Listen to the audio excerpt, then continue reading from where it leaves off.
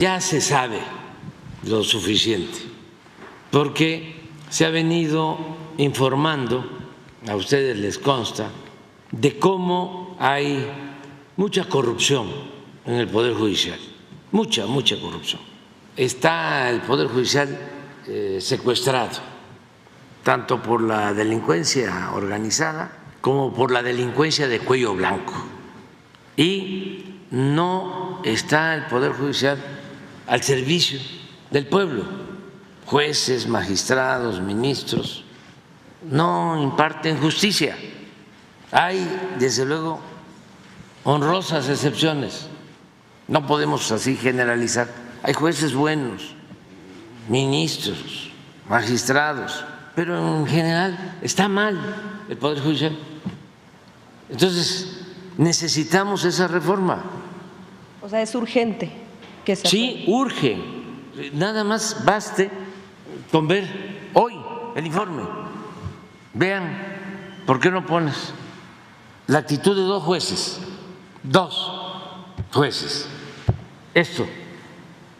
Este es el señor Caro Quintero. Y le están dando un amparo, un juez, para que no sea extraditado.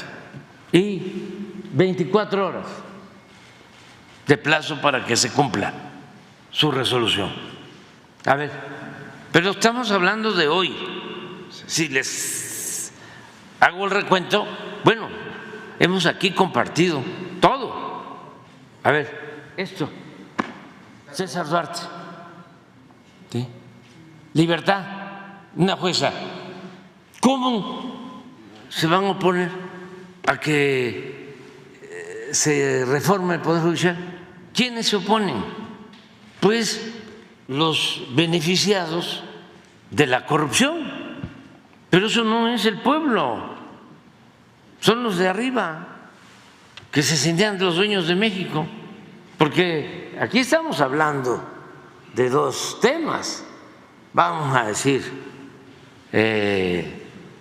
menores. No, ahí está el caso del señor ministro que guarda un expediente 10 meses para proteger a una empresa que tiene que pagar, de acuerdo a resoluciones de jueces, 30, 40 mil millones de pesos.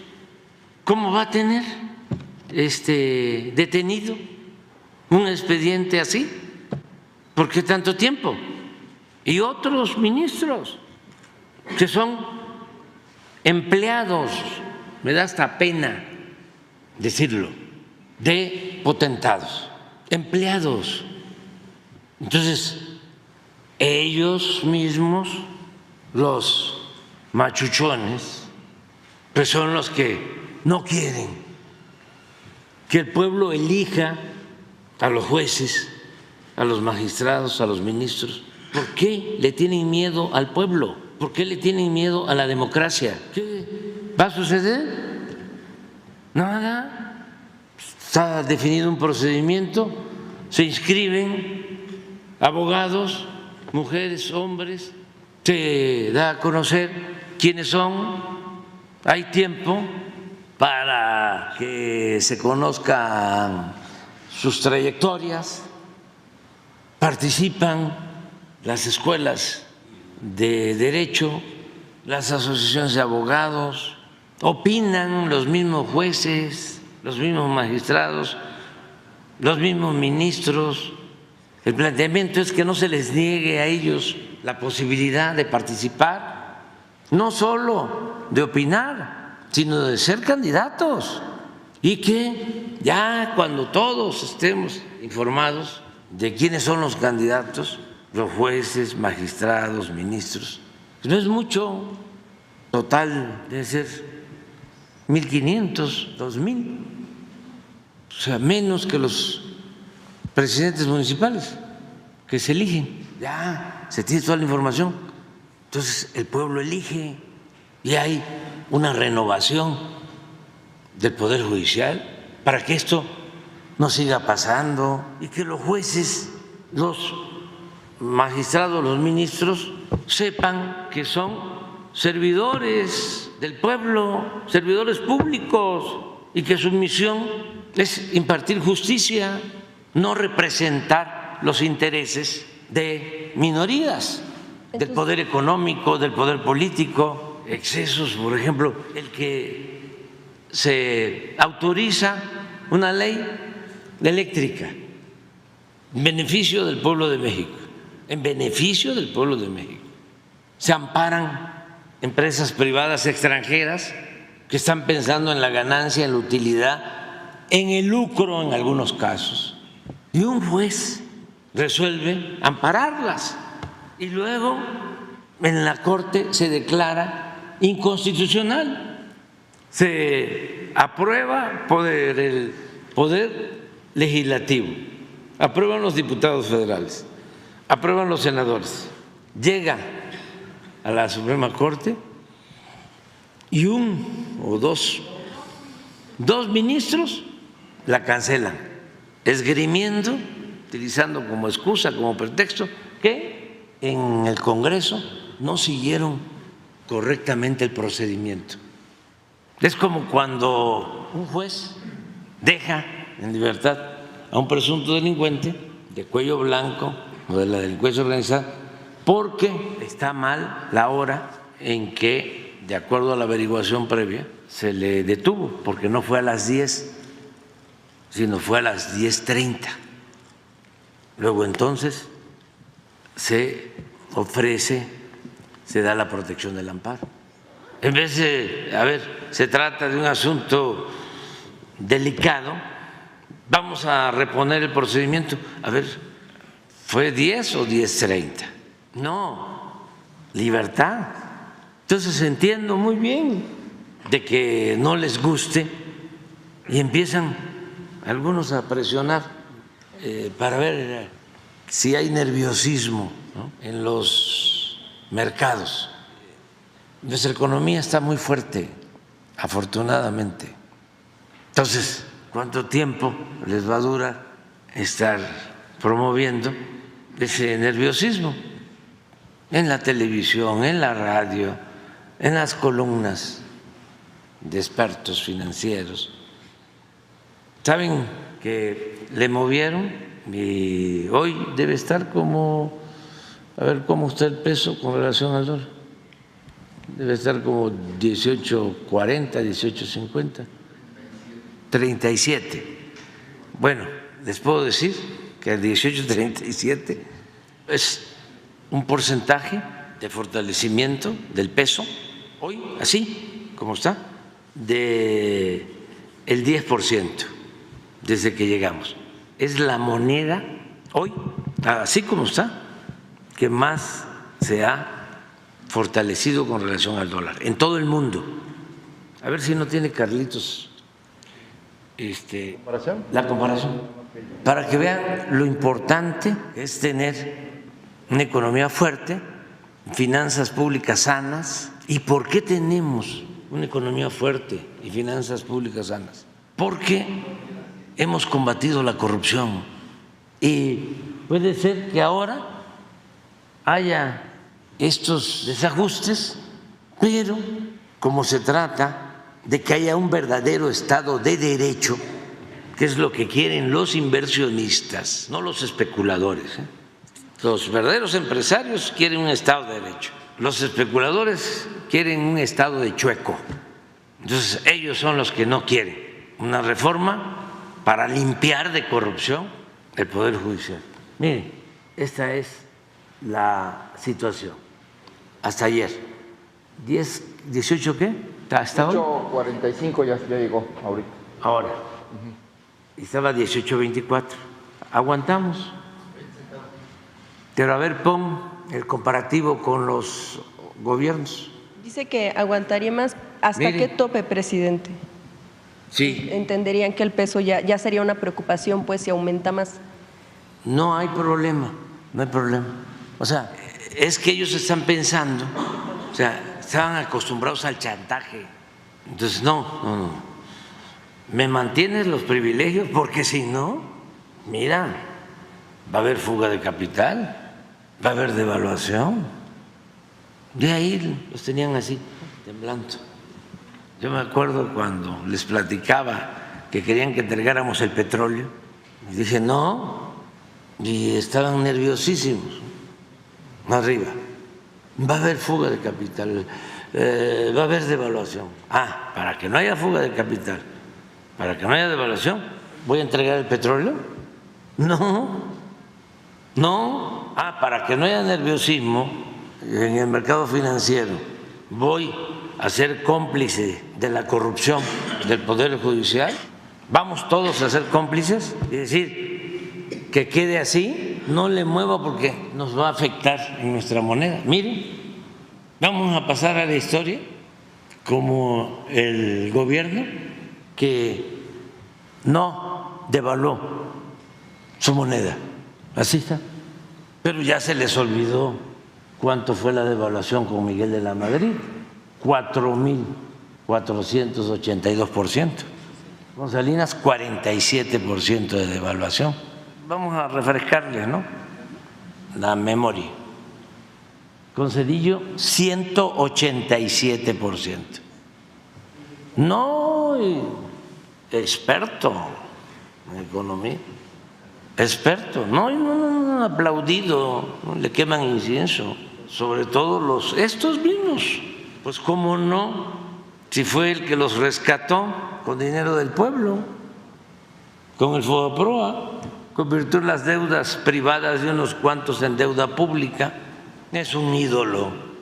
Salinas, ¿cómo no va a ser bien visto si les entregó todos los bienes, empresas, bancos, minas, bienes del pueblo? Pues sí, puertos, aeropuertos, las tierras ejidales, aplauso. Sí, pero los de arriba. Vicente Fox, 21% de devaluación, Calderón 26.8%, Peña Nieto 56%. Y con nosotros no se ha depreciado el peso, se ha fortalecido 10%. Le pregunto a la gente, vamos a revisar el caso, vamos a que se opine, que nada debe, nada teme, que la gente participe y que se lleve tiempo, ya desde ahora empiecen a organizar foros, ojalá y lo pueda hacer el Congreso, que se escuche a todos, a los de arriba y a todos los ciudadanos. Y precisamente por este carácter pues de urgencia que menciona se tendría para reformar el Poder Judicial, en este caso de la reforma del Poder Judicial, ¿sí se estaría fijando un plazo para que se dé ya la aprobación? Yo creo que podría hacerlo el nuevo Congreso. Pero todavía en este gobierno. Sí, en septiembre. Que en septiembre quede lista la aprobación por la urgencia. Es el mes de la patria, septiembre. Ya podría hacerse. Claro que desde hoy ya, es más, ya está el debate, pero hay que hacerlo público, porque ya están actuando los que no quieren la reforma. Sí, están ya moviéndose como siempre lo hacen, nada más que como se dice en el béisbol, los tengo bien fildeados, ya sé que no les gusta, porque son 20 paquetes de reforma. Esta es la que les da salpullido, pero además no se dan cuenta, porque son muy cerrados, de que es en beneficio de todos, de ellos. Es lograr que en el país haya un auténtico Estado de Derecho, que no esté el gobierno al servicio de un grupo, que el gobierno represente a todos los mexicanos, ricos y pobres, del campo, de la ciudad. Esto da confianza al inversionista, verdadera confianza, no que se tiene un poder judicial donde no hay una verdadera competencia, porque predominan los monopolios. ¿Y por qué predominan los monopolios? Porque los monopolios tienen más agarraderas, tienen más influencia en el Poder Judicial, porque se supone que es un poder autónomo, independiente, pero en los hechos no es así. Es autónomo y es independiente del pueblo, no de los potentados. Son poderes que están al servicio de minorías. Entonces, vamos a darle la confianza a los jueces, a los magistrados, ministros que elige el pueblo, y hay muchos abogados, mujeres y hombres, íntegros, incluso, ya lo expresé, en el mismo Poder Judicial, pero no, la presidenta del Poder Judicial, digo con todo respeto, va a reunirse en la noche en una residencia con el presidente de un partido. O sea, ¿qué es eso? En lo oscurito. Y muchas otras cosas. Pues. Entonces vamos a tener jueces, magistrados, ministros íntegros, honestos, y el pueblo tiene un instinto certero. El pueblo es sabio, sabe muy bien lo que conviene y lo que no conviene, y no se le engaña. Entonces, es la oportunidad de un avance hacia adelante. Pero ¿se correría el riesgo de que se intente aprobar con el nuevo gobierno o usted se quiere jubilar con esa aprobación? No, yo quiero cumplir con mi responsabilidad. Si estoy convencido de que hace falta para lograr una sociedad mejor, en el que haya un poder judicial íntegro, honesto, represente al pueblo de México y no a una facción, a un grupo, a una mafia de poder económico o político o de la delincuencia organizada, pues cómo no voy a plantearlo. Si no se logra, ya ese es otro asunto, pero yo estoy acostumbrado a defender lo que considero son causas justas y hablarle a la gente con toda claridad y que los mexicanos decidan. Pero estoy sintiendo de que están, dice, nerviosismo, ¿no? Genera mucho nerviosismo. Pues sí, ¿cómo no va a haber nerviosismo? De los de arriba. Sí, sobre todo en el sector financiero, ya lo adelantaba usted, muchos han manifestado preocupación de que haya una real separación de poderes en el próximo gobierno por el tema de mayoría calificada en el legislativo, ahora con esta reforma en el Poder Judicial que sería pues elección de la población, pero pues precisamente en torno al tema de la preocupación de que si se tiene que resolver un tema, por ejemplo, en el Poder Judicial, muestran esta preocupación en torno a que pudieran no resultar beneficiados o pudiera ganar el gobierno en ese sentido. ¿Qué respuesta se le da en torno a este tema de lo que mencionan de que pudiera no haber una real separación de los tres poderes? Al contrario, si ahora el Poder Judicial en lo fundamental depende de una minoría, no depende del pueblo, está al servicio de una minoría. Hagan ustedes la investigación ahí en proceso, o sea, quién es quién en la Corte, y se van a encontrar, se van a llegar a entender mejor las cosas. Precisamente en torno a los ministros, otra de los escenarios que se prestaban antes de que se diera este planteamiento de reforma era el tema de los que estarían saliendo ya para jubilarse, ¿no? Que eran 4 casos que pudiera tocarle a la próxima presidenta designarlos o, bueno, presentar una terna. El más cercano es el que se daría ya este año, en 2026 había otro caso y en 2027 habría 2 ministros para retirarse. En ese sentido no se tomó en cuenta pues ese panorama. ¿Y qué pasaría con ellos si tendrían que renunciar en caso de que fueran electos otros personajes, otras personas para poder ocupar estos cargos de ministros y no alcanzaran el tiempo para el tema del retiro? ¿Se contempló? Depende del tiempo en que se lleve a cabo la consulta.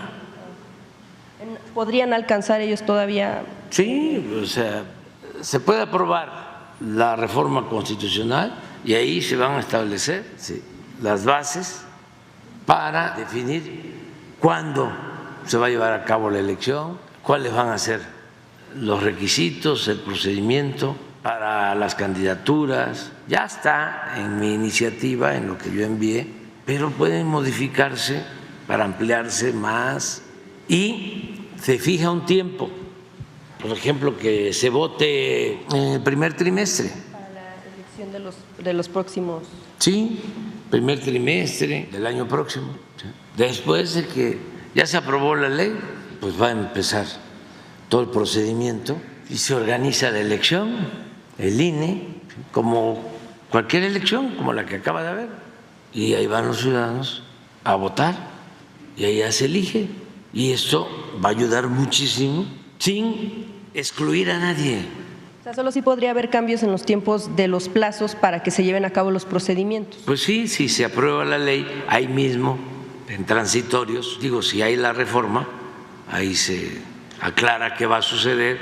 Si en vez de tener 11 ministros no se propone a nadie, porque va a haber una elección, ya quedarían 10, en tanto se lleva a cabo la elección, porque la propuesta para el nuevo ministro creo que es hasta fin de año y la reforma constitucional podría estar en septiembre.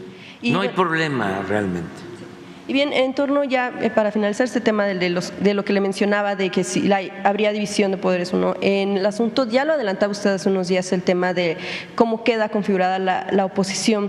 Si ve que después de esta elección quedó debilitada, pero también, y cómo serán los contrapesos cuando hay una oposición con ese carácter, pero también qué sucede con el partido que sigue o que va a continuar en el poder cuando pues llega con alianzas con un partido como el Verde, que lo mismo llegó con el PAN, que lo mismo llegó con el PRI a la presidencia y que lo mismo, bueno, pues llega con el que tiene las mayores posibilidades de ganar. ¿Ahí qué opina en torno al tema de cómo se configuraron, sí la oposición, pero también el partido que puede continuar, sobre todo porque pues fue usted quien lo fundó? Pues eso yo no podría decir nada, solo que la gente está muy consciente, lo que siempre he dicho, no me hicieron caso, les entraba por un oído y les salía por otro.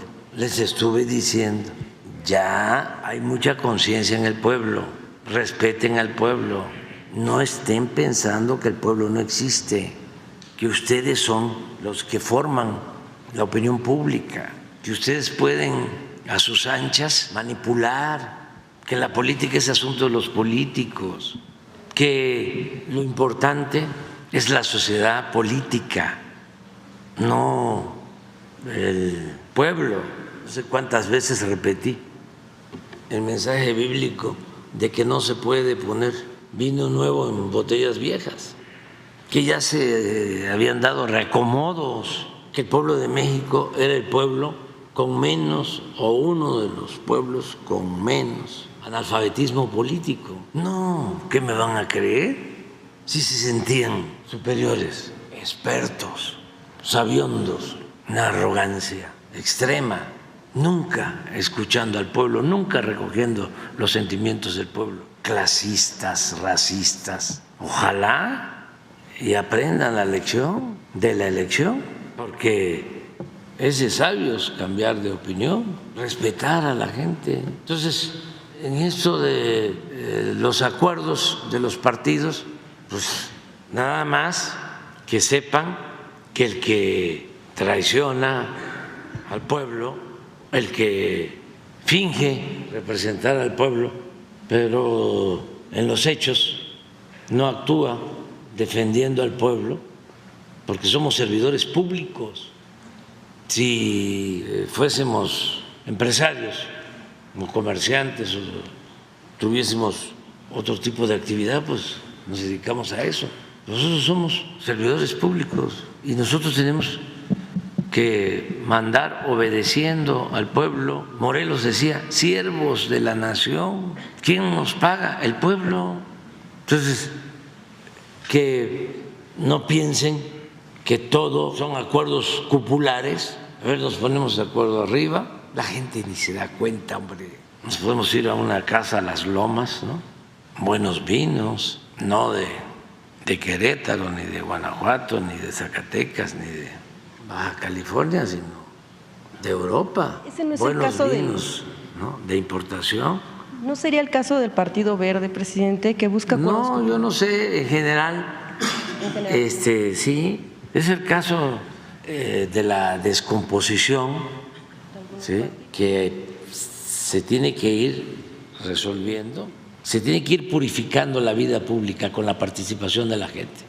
¿Y cómo lograr entonces una pluralidad? ¿Cómo ve usted pues lograr una pluralidad en medio de una mayoría calificada que puede resultar para la oposición, como lo mencionan ellos, una aplanadora, pero para adentro, ¿qué significaría esta pluralidad de ideas? Porque usted mencionaba que si no hay democracia, en un sistema pues democrático tiene que haber y no imposición. ¿Cómo se logra eso con una mayoría calificada en un Congreso? Pues defendiendo al pueblo. Por ejemplo, la legislatura, que todavía está participando, bueno, que queda nada más la permanente, pero actuaron muy bien, sobre todo el grupo que está a favor de la transformación. Esos se mantuvieron unidos y ayudaron muchísimo.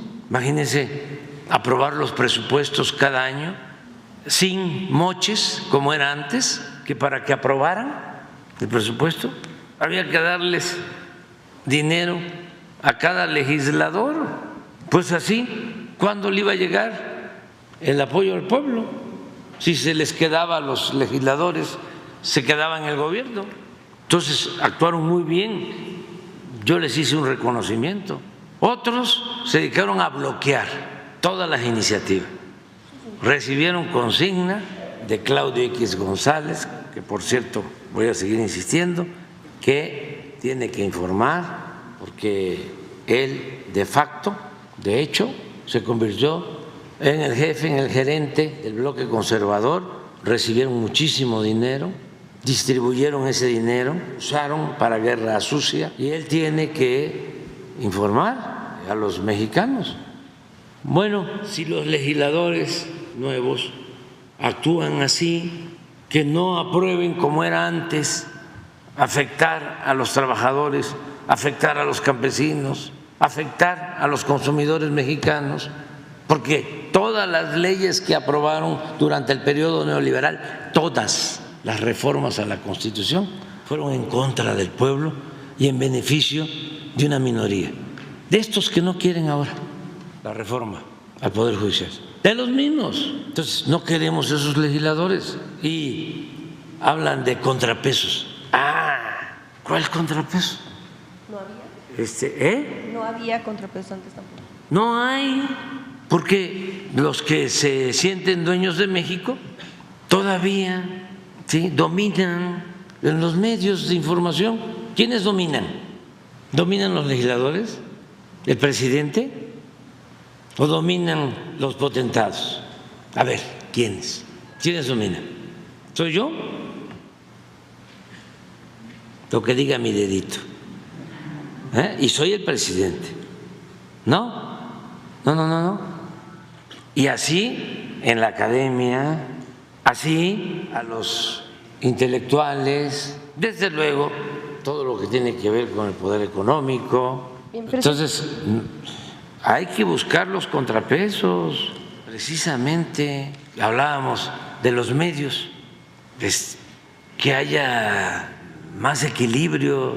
Nos han salvado las benditas redes sociales, con todo, la manipulación y los bots, con todo, son extraordinarios los que participan en redes sociales defendiendo causas justas. No me acuerdo ahora de una joven, una compañera mujer que creo que sea así, pero ni modo si le hago pasar un disgusto pero tiene, creo que su seudónimo es Artemisa, así como otros que son buenísimos en redes sociales, muy poco conocidos. ¿De qué es? Esta señora, creo yo, Artemisa o joven, está en redes sociales y hace análisis y ahora le contesta a Silva Gerso Márquez, que está derechizado por completo. Además, inventando cosas, pero ella le contesta muy bien. Pero así hay otros casos, entonces en redes sociales Presidente, que son muy buenos.